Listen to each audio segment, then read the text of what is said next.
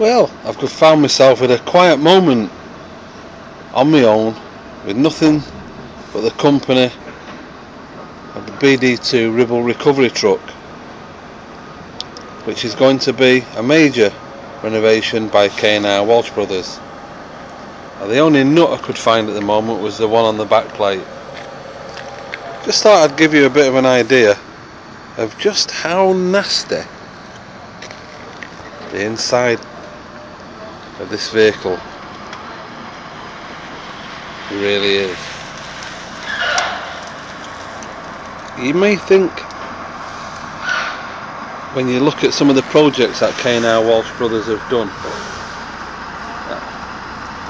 they're mad, they're crazy, you know, why do they do it?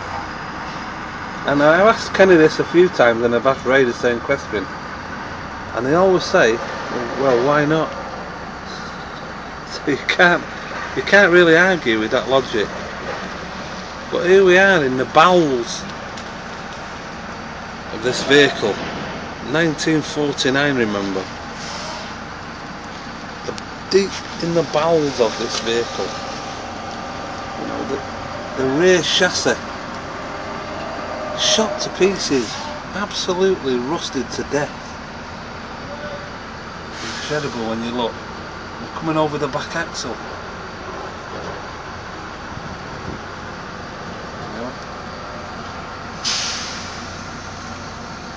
The rear stabilisers, looking forward into the chassis, absolutely rotten. And remember, this is the rear end,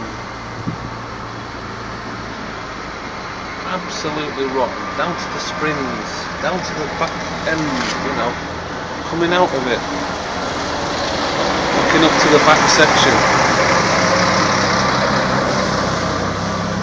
Everywhere you look, there's rust, complete rust, going onto the floor.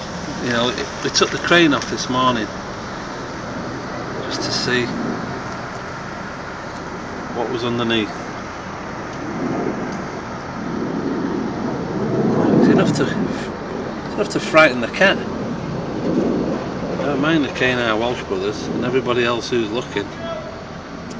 It's just amazing when you think that everything you touch just falls to pieces, you know. But yeah, next year this will be out, looking completely different, totally renovated. Who knows? I have no idea what month this is going to be ready for, but knowing Ken and Ray, it'll be ready in time for next year's shows. Just panning round to the crane that was on the back this morning. You ever wondered what one of these looks like when it's on the ground? That's the crane off the back of the BD2. Just go around this side and take a look at the deck and a look inside. Of course, it'll never ever work again under its own structure. Remember, this thing was put together in the late 40s.